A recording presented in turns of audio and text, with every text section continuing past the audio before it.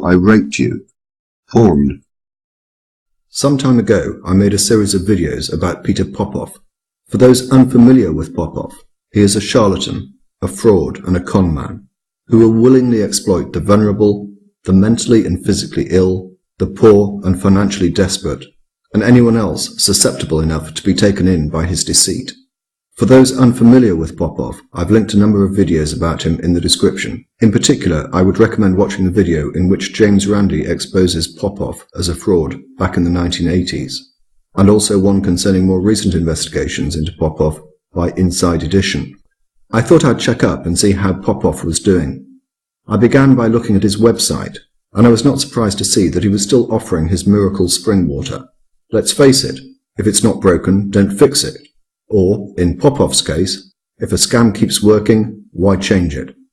His miracle spring water has earned him millions over the years, whilst it has also, of course, cost his victims an equivalent amount. Having ordered some spring water, I checked out his television schedule and found that he was broadcasting in the United Kingdom. Although the schedule is out of date, I did confirm that he does broadcast on a daily basis on the Sky Channel 590, also known as the Gospel Channel. I suffered as much of one of his programs as I could in order to check that he was still using the same style of cheap salesmanship to pimp and promote his scam. The Bible teaches debt cancellation. Well, you're going to hear these testimonies. Here we go. It was last June. You said the dates June 14th and 15th. And God blessed me. He paid off the $13,000 debt. So a $13,000 debt was... Sure enough, he was still seeking to convince his victims of the efficacy of his spring water as a supposed miracle cure for a variety of medical conditions and also for debt. In doing so, he used a disturbing combination of quoting biblical passages and a reliance upon testimonials. The significance of the fact that he is still doing the same thing is that it was exactly this that formed the basis of a complaint to Ofcom a few years ago. Ofcom is a regulatory body that oversees television broadcasts in the United Kingdom and, inter alia, seeks to protect the public from scams and sharp practices. Following a complaint about Popoff, on the 7th of July 2008, Ofcom, influenced by the findings of the Advertising Standards Authority, decided that the Popoff program was in breach of a number of the provisions of the code applicable to broadcasters, in particular some of those areas I identified above, namely the use of testimonials and the lack of evidence to support claims. In its decision, Ofcom made some interesting findings. Broadcasters of religious programs must establish for themselves whether any claims as to benefits provided by products supplied by ministries providing programs to their services can be justified. Broadcasters should not rely, for example, on the evidence of testimonials within the programs alone, but should seek to obtain sufficient and independent verification. Later, broadcasters should also consider conducting appropriate research when approached by any ministry to broadcast their religious programs. They must satisfy themselves that the broadcast of this material would not result in a breach of the code. Ofcom expects broadcasters to be able to demonstrate that they took all reasonable steps to be able to demonstrate, as appropriate, that these programs did not, for example, exploit the susceptibilities of its potential audience or were platforms for the promotion of products or services. The Popoff program that was the subject of this decision was aired on Passion TV. As will be seen from the decision, responsibility for programs falls on the broadcaster rather than the producer. After this decision by Ofcom, Passion TV stopped broadcasting programs produced by Popoff. Given these findings, I was curious to know how Popoff had returned to UK television via the Gospel Channel.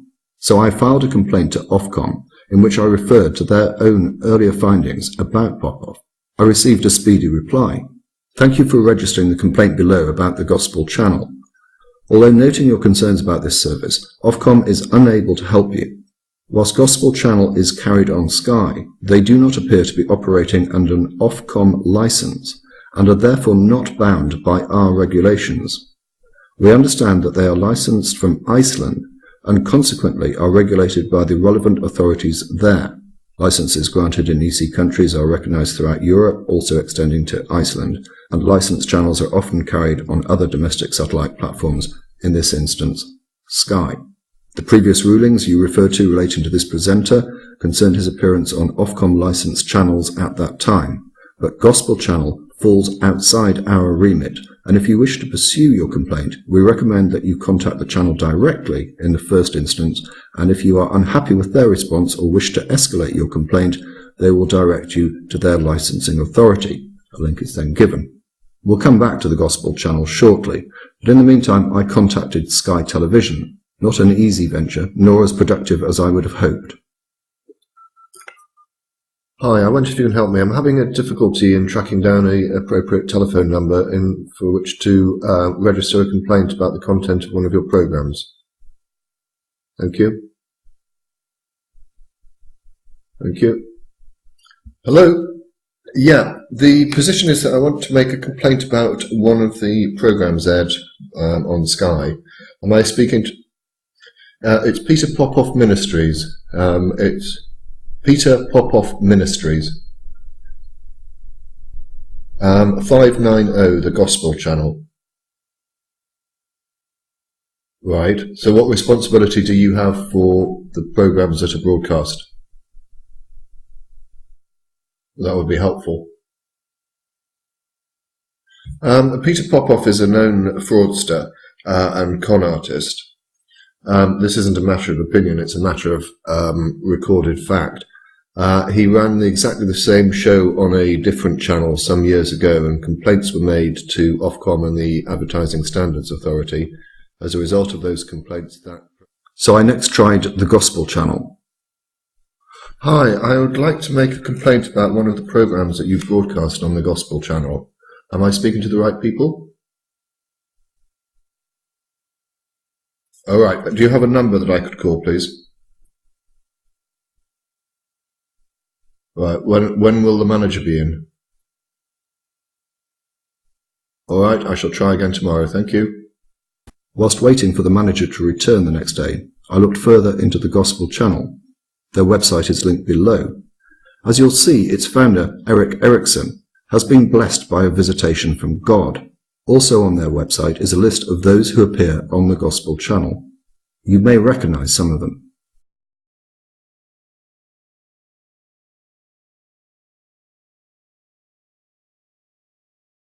So 24 hours passed, during which time I registered a complaint with Gospel Channel through its website. I also contacted the ASA. Eventually, I got through to the Gospel Channel. This is a recording of part of the conversation I had. Hello? Hello, I'm calling from the Gospel Channel. I have a message to ring you. Oh, thank you very much for getting back to me. It concerns a program that you broadcast, I think, on a daily basis. It's Peter Popoff Ministries. Right, okay. Are you familiar with it? I am aware that we do program that one, yes. He pays for airtime. Right. Are you also aware that 2 years ago a complaint was made about him and his program to Ofcom and the Advertising Standards Authority, and as a result of that his program was removed from broadcast in the United Kingdom? No, but I do remember you telling me about this, and I have passed it on to our office in Iceland. Right, and has anything happened? I don't know. All the broadcasting is done from Iceland, and all the decisions are made in Iceland. We aren't kept in the loop there. Right. What contact details do you have for Iceland, please? Right, I can give you the email of the lady who does organise broadcasting. She's called Sigrun. Yeah, if I could have the email address, that'd be great. Thank you. Okay. Well, it's Sigrun, which is sigrun.ei@gmail.com. Okay, so she's the lady who deals with all the airtime. Right. When did you pass on my message to them? I couldn't tell you the exact date. Hang on, I'll have a look. Thank you. Okay, there were two. One was in July and one was October. Right. Passed on twice. And nothing's happened since July then? Like I said, I don't know if they're taking any action. Right. They can give you a phone number for their office as well if you'd like. Yes, please. Okay, it's +354 5800 703. Okay. Okay. Thank you. All right. All right. Thanks very much for your help. No problem. Following that conversation, I tried calling Iceland twice. On both occasions, my call was unanswered.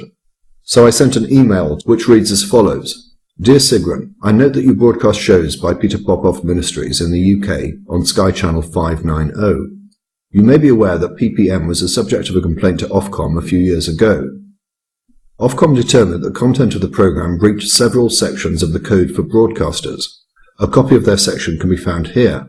The PPM programme that you broadcast is effectively the same as that which was considered by Ofcom 2 years ago. Namely, it is hosted by Peter Popoff, a known conman and charlatan. It offers the same product, miracle spring water. It uses testimonials to convince the audience of the efficacy of the product. It provides no evidence to support the claims made. I have the following questions for you. Could you please explain why you are broadcasting a program which would not be allowed to be broadcast by Ofcom? Could you explain why you are broadcasting a program produced by a known conman? Could you explain why you have done nothing about this matter, despite it being reported to you several months ago? Could you tell me what, if anything, you intend to do about this program? If you intend to continue to allow this program to be broadcast, could you please justify your position? If you require any further information, please do not hesitate to contact me, yours, etc. Obviously, I will let you know if and when I get a response to that email. In the event that you may wish to contact the Gospel Channel, I've given their contact details in the description. Whilst waiting for a response, I'll be making further contact with the Advertising Standards Authority and also contacting the government minister responsible for broadcasting. I'll let you know what happens. Thank you very much for watching.